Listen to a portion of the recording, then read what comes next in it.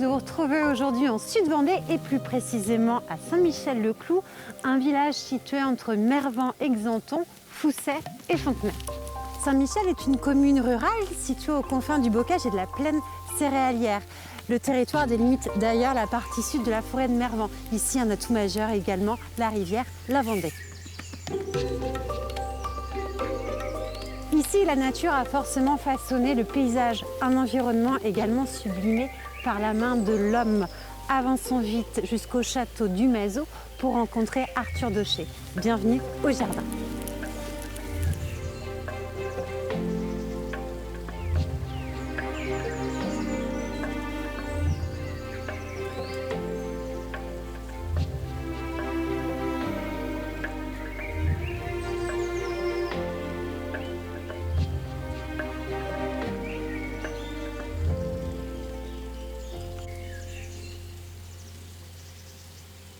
Monsieur Daucher, merci de nous recevoir ici au château du Mazeau.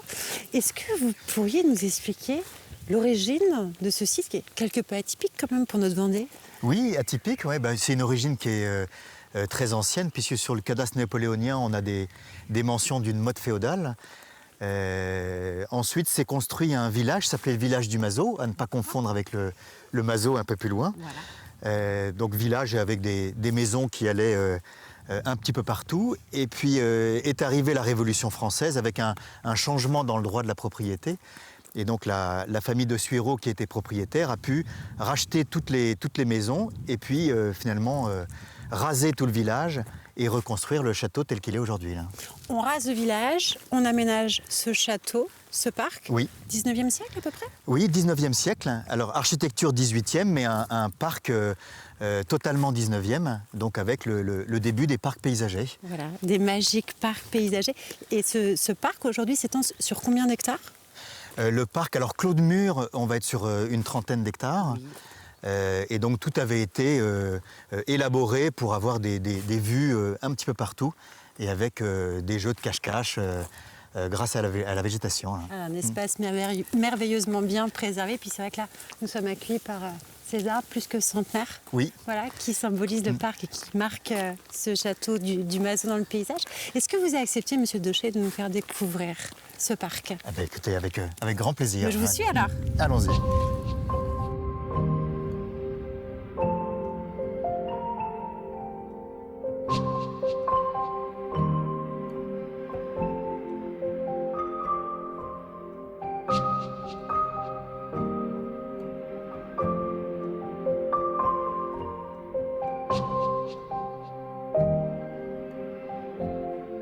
Là, c'est très intéressant, Monsieur Daucher, parce qu'on vient de passer au niveau du pigeonnier. Oui.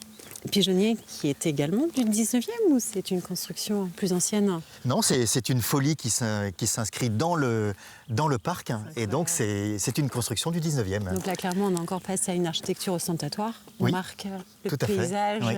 Parce que on ne s'attend pas à trouver ce genre de construction dans le parc du château du Mazeau. C'est combien de temps que vous êtes ici au château du Mazeau? Ça fait 9 ans maintenant. C'est tout récent. Oui, c'est tout récent. Donc, comment était ce parc il y a 9 ans?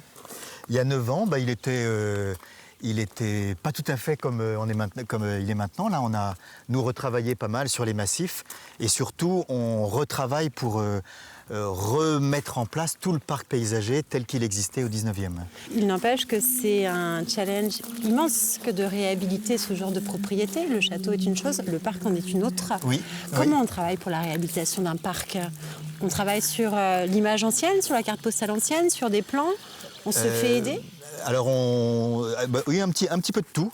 Alors, des plans, si on a des vieux plans, mais qui ne donnent pas forcément trop d'indications.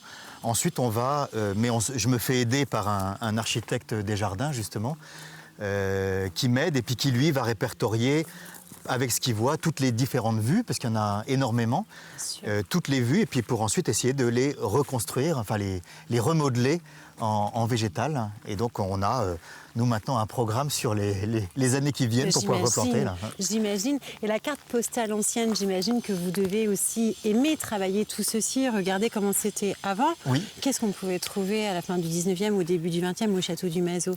Des corbeilles, des fleurs? Oui, des corbeilles, des fleurs. Typiquement, les jardins ici étaient en jardin plus typique à la française, assez classique. Donc c'était un héritage d'avant le 19e siècle. Et puis après, on allait trouver tout un jeu de surprises. Typiquement, lorsque on était au début de la promenade, on venait de la porterie pour remonter le chemin du Mazo. Là, on le voit, alors que normalement, on n'aurait rien dû voir. Et on travaille justement pour orienter la vue du visiteur, d'abord sur le pigeonnier, puis sur d'autres éléments au fur et à mesure. Là.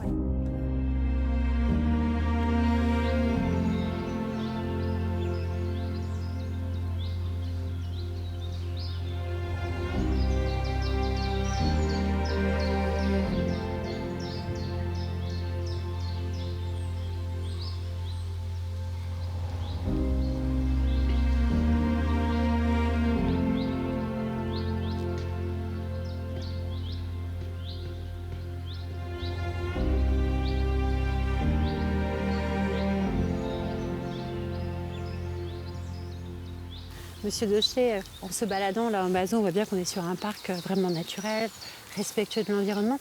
Quelles seraient les nouvelles problématiques pour un propriétaire de jardin aujourd'hui? Les problématiques, nous on en voit en tout cas deux principales. La première, c'est l'eau, qui est quand même une ressource compliquée. L'eau et puis la main-d'œuvre, puisqu'aujourd'hui il faut recréer et recomposer ces jardins. Mais sans avoir une armée de jardiniers à sa disposition. Donc voilà, en travaillant avec ces deux choses-là, et c'est ce qu'on essaie de faire, recréer des jardins qui soient le plus beau possible, mais sans avoir des ressources en eau trop importantes et trop de travail. Quelle solution, par exemple par rapport à l'eau? Par rapport à l'eau, on essaie du coup de trouver, on travaille avec des jardiniers qui nous accompagnent pour là. Typiquement, on voit l'herbe qui est ici. L'herbe, aujourd'hui on a la chance, elle est verte. Vous revenez au mois d'août, c'est un paillasson. Donc on essaie de trouver des solutions de remplacement pour avoir peut-être des tapis qui soient plus avec des graminées plutôt que de l'herbe.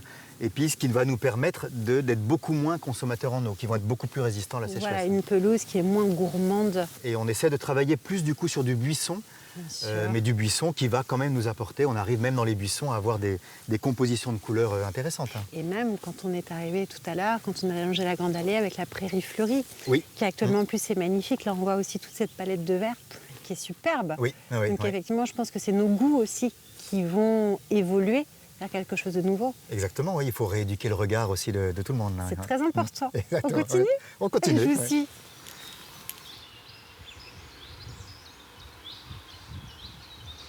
Avant de retrouver Monsieur Daucher, je vous propose désormais l'instant Le jardin et moi.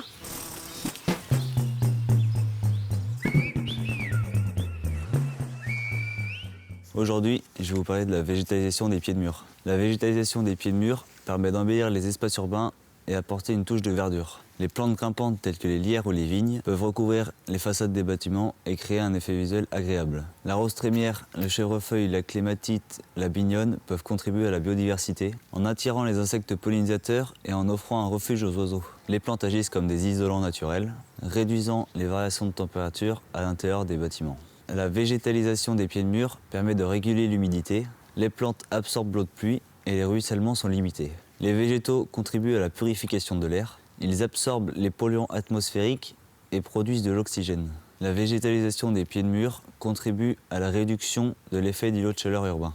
Elle a un impact positif sur la qualité de vie. Certaines municipalités distribuent des sachets de graines aux habitants. La commune de Mouchamps, par exemple, a créé 3 km de pieds de mur végétalisés.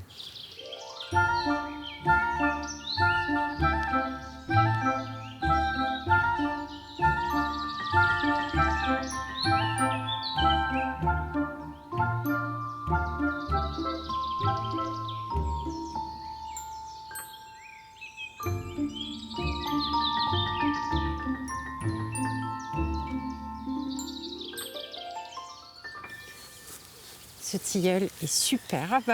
Oui. Et effectivement annonce cette terrasse qui est absolument incroyable.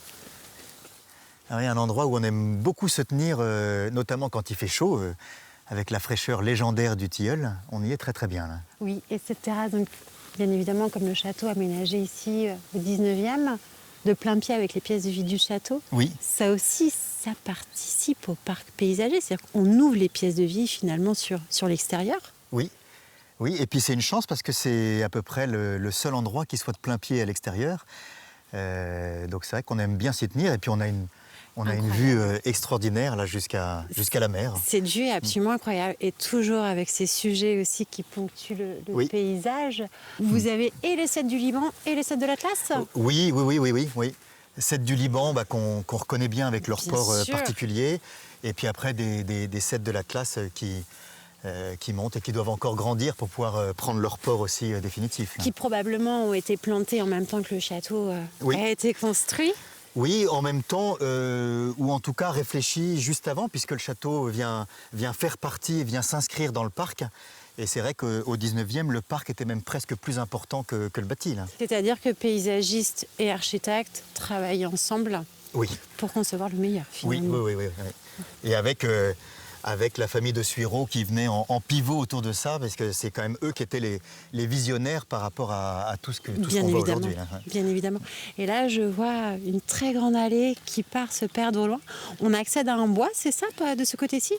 Alors, on accède à un bois, à un bois qui d'ailleurs a été mis en place au 19e, puisqu'avant c'était des champs qui étaient là-bas. Et puis toujours pour ces notions d'infini dans ces parcs-là.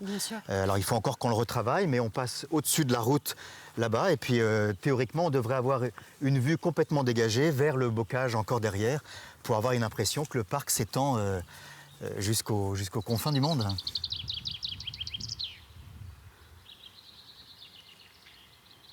Et aujourd'hui, comment se passe l'organisation de ce parc ? Donc forcément, vous l'entretenez avec toute votre famille. Oui. Est-ce que vous avez eu à cœur de réintroduire des animaux sur la propriété ?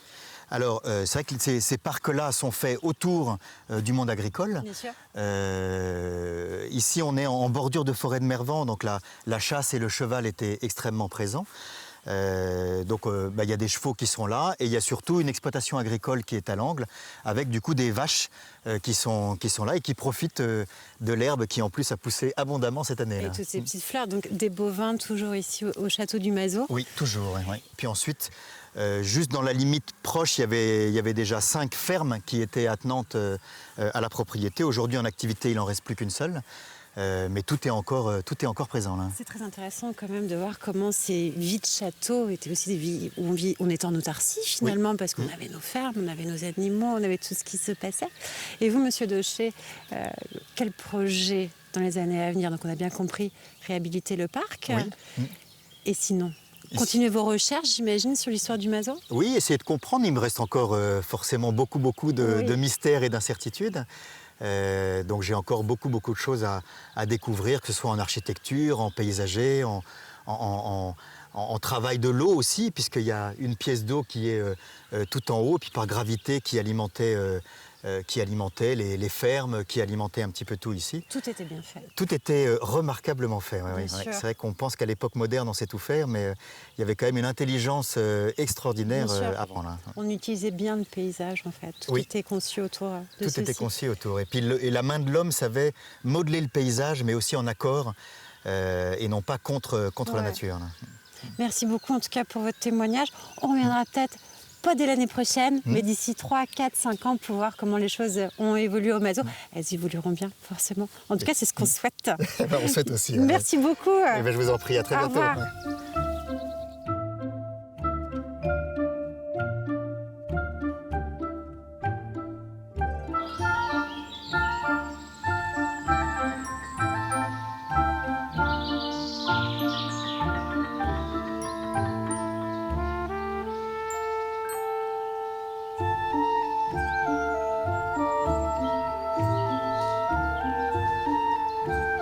Comme nous, j'espère que vous avez été séduits par ce château du Mazo à Saint-Michel-de-Cloux, un espace absolument magique où ici le parc est vraiment l'écrin de l'architecture. À la sortie du bourg de Saint-Michel, justement, soyez attentifs puisque vous aurez de très jolis points de vue sur le château du Mazo. Et pour ma part, je vous donne rendez-vous prochainement pour un nouveau numéro de Bienvenue au Jardin.